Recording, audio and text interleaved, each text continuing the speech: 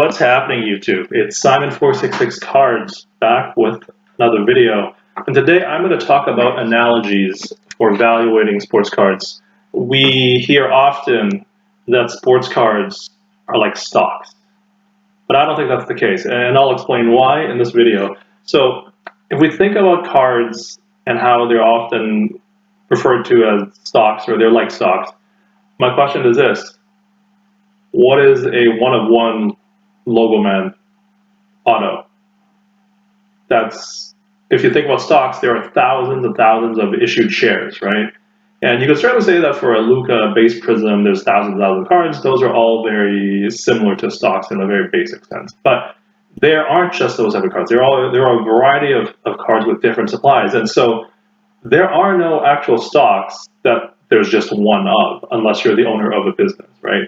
And so that's why it's cards like these, cards like the flawless LeBron logo man, is also one of one, a black prism rookie card, one of ones. There is no equivalent stock, and so that's why I think this analogy falls apart very quickly when you look at the more rare collectibles and rare sports cards. And so to me, that's why I don't think stocks is a good way to think about how to value sports cards. So how do I value them? I think it's real estate. I think you should think about valuing cards like real estate.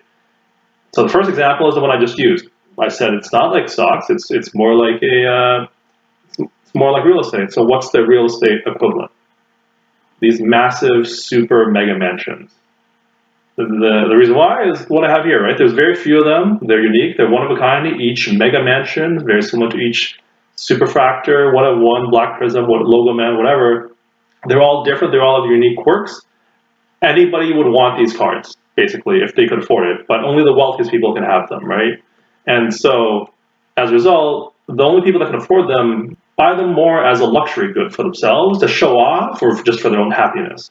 And investment, as we saw with the Luca logo man, it's a secondary concern. There's a big, like, they lost, I think, like a third of their value from, a year ago. I don't think the owner that really cares, because they're already worth millions and millions of dollars. So it's still a small proportion of the net worth. And what's most important here is this bottom section. It's about the seller bargaining power, and why these are the type of assets that you want to hold, that you want to buy if you're looking to resell. Because as a seller, your bargaining power is extremely high. Unlike some of the other cards we're going to talk about, if someone really wants it, they'll pay whatever price they can afford, and maybe even a little bit above that. Whereas some other cards, when you have other options available, that's not necessarily the case. So this is one where if you could get your hands on one, you do, or should do your best. But that's not necessarily the case, because there's, again, only one of them. So that's the first premise for this real estate comparison. Second one are what I'm calling commodity cards, that still are special in their own way. Young guns for hockey and upper deck, refractors, silvers, that type of thing for baseball, basketball, football. And you can see some examples here. You've got you have the famous Zion silver prism, Pop 1500, Topps Chrome Acuna refractor 1500, upper deck Young Guns Austin Matthews 2600, and then the very famous upper deck Griffey around 4000. What are these cards similar to in terms of real estate? To me, they're super dense population condos, because there's just a big mass population of them. Each card or condo is interchangeable with the next. There is no difference between one PSA 10 version of these versus the other. They're all the same. Same, like if you compare a Griffey, like one Griffey PSA 10 versus another Griffey PSA 10, exactly the same thing. There's nothing special about any of them. And so the only real differences there are what I'm calling the grades, which is comparison is a condo size. You can see the comparisons there.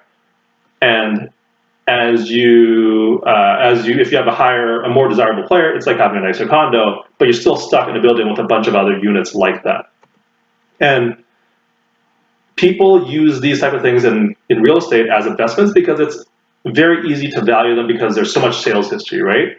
And so when you see your unit in like the next building, the floor above, the floor below, selling for roughly X number of dollars, then you just can value yours pretty similar to that. And that's very similar to what happens with sports cards, right? For these type of cards, you look at the latest comps. There's comps happening all the time, and so you could use that as a barometer of what you should sell it at, or that's what most people do.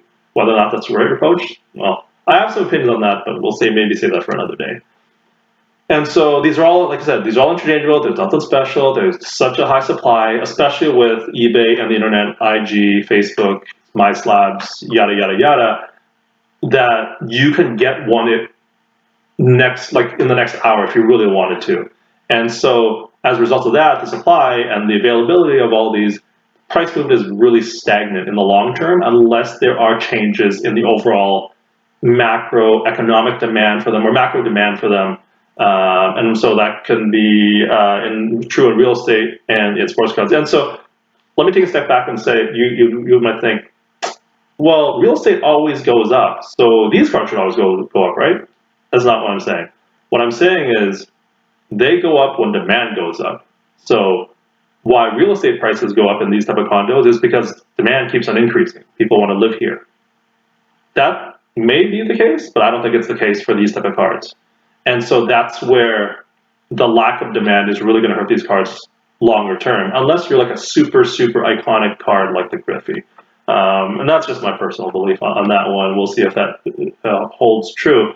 And so that's why don't assume real estate always goes up. That means these cards will always goes up. That's not what I'm saying at all. It's because the demand goes up in the macro environment that's what leads the result for real estate. So you need that for that to happen for sports cards in these type of commodity cards. And so as a result, what I'm saying is seller bargaining power. It's low. It's very low as a seller. You can't set your own price. You're basically just beholden to the previous sale or sales. Next up, rare parallels. So these are not just your silver prism. These are very low pockets. You get gold prism, a green prism, blue ice, gold refractors. And so to me, that is a very, very nice high-end luxury condo in a nice neighborhood. So they're way more unique. There's way fewer available, but it's not yet quite one of a kind. And they're much more desirable than a high pop parallel, like the one we just talked about, which is just a normal condo. These are like the luxury high-end condos. And so the difference in parallels for these cards, it's kind of like when you think about condos, floor sizes, floor plans, sizes, extra features, fixtures, all that kind of stuff. The stuff around the edges for really luxury condos. And again, similar to the previous example, if you have a more desirable player, it's like having a more exclusive or nicer condo building. And because there are fewer available, they sell for higher prices. And that's very similar to high pop parallels, right? And that's very similar to high pop parallels, like the silver prisms and refractors that we talked about. And there's the one thing that's interesting here is that there's way wider price variation between players or condos, depending on the style, because a LeBron gold out of 50 is going to be valued at a much higher price than something in the modern day market that's gold prism out of 10. And so that's the player here really matters. Like the magnitudes are like 10x, 20x, 50x. And so given the supply and demand imbalance, seller bargaining power is high. The people that hold these type of cards, they're probably going to be holding them for a long time. And so for one of them to become on the market, it is not a normal or regular occurrence. So that is rare parallels. Moving on, high pop base cards. We'd have to touch on this. I won't belabor the cards on the left, but it's cards. It's in the 10, 20,000s. These numbers probably have increased since I took these screenshots, but you get the gist of it. And so if you had a guess, what do you think the comparison is for real estate? So I'm going to give you 3, 2, 1, pencils down. Yeah, you're living in a rough part of town. You're here because you can't afford anything else, and this is the best you got. And there's a bajillion different interchangeable versions. Same thing, kind of like the rough part of town. Doesn't really matter how nice your condo unit or how nice your unit is or how good your player is. Nobody wants to be here. You want to get out whenever you can. There's so many available, there's oversupply, price will never increase basically unless some kind of, again, very similar to the silver prisms or the commodity cards earlier, unless a macro event occurs to suddenly increase demand sharply, which the pandemic did for both real estate and cards. And like I was saying before, these are just simply a last option. People want to get out at any opportunity. You get close to any type of deal, they're gone. And so as a seller, because there's so many of these available, you have no bargaining power. You could, if you are trying to sell a card at a card show and there's a card, you're like, oh, I'll sell this for $100. Someone can look at their phone and be like, well, there's one sitting on eBay for $90. Can you beat that? No? Okay, I'm buying it off of eBay. And that's it. Game over, right? So you are basically, it's always a race to the bottom for these type of cards, and kind of similar the case for owning in the rough part of town. You're never going to get a premium dollar for them because you have no bargaining power, because there is such a wide oversupply and lack of demand balance. Yes, I like this one. I like this one. This one really made me happy. Iconic cards. So here I just took as an example, like a 52 mana. You can see in the top it's a PSA 10. The bottom it's a PSA 1. But they're both iconic cards, right? So what are they? They are houses. Right? On the left, it's the PSA 10. On the right, it's the PSA 1. But they're right beside each other. So what makes them similar? And what is the corollary? It's like owning a house in an exclusive neighborhood. Doesn't matter how big your house is, it's just people still want to be there. And so, the size and appearance of the house is kind of like the grade. A 10 can be like a mega mansion or a McMansion, and a 1 is just a tiny house, but they can all be in the same exclusive neighborhood, so everybody still wants to live there. And so that's what these iconic cards are. They're just exclusive neighborhoods. It's just where you sit in the neighborhood and how big your house is. And so as a result, your seller bargaining power depends on your grade or the size of your house. So as a 10, you have tons of bargaining power. As a 1, which has much higher supply, you have less bargaining power. And that can be true within exclusive neighborhoods too, I would assume. Yeah, so that's a fun little one. But I think my favorite one is inserts. How do we think about inserts? What is the equivalent in real estate? And so the answer is summer homes. That's right. So it's like a cottage or summer home because they're fundamentally different than your base cards, or for real estate, summer home compared to where you normally live for 10, 11 months out of the year. They're just totally different for totally different use, and everybody's got different opinions on them. Some love them, some don't have any use for them, some are obsessed, some spend all their time here. There's a wide mix, and similar to a wide mix, there are some nice ones, there are some less nice ones. I can't think of one off the top of my head, but certainly the ones that I'm a fan of is the Color Blast, Blank Slate. I actually like the Absolute Glass ones. I think those look really cool. And Stained Glass, I like. Kaboom, yeah. Precious Metal Gems, interesting. But yeah. So, and obviously tons of debate about which is the best insert. And for the real estate equivalent, it's like the location of some home. Some people want to be in the mountains, some want to be on the beach, some want to be, I don't know, on the ocean, on a lake, who knows, right? And I forgot, Aurora, Port Kings Aurora, that's another nice one. And so the value is impacted by the appearance of the card and kind of how people view that appearance. And so in terms of seller bargaining power, it's a wide range. It depends on a bunch of factors, like how exclusive it is, i.e. the population count, but also how nice it looks.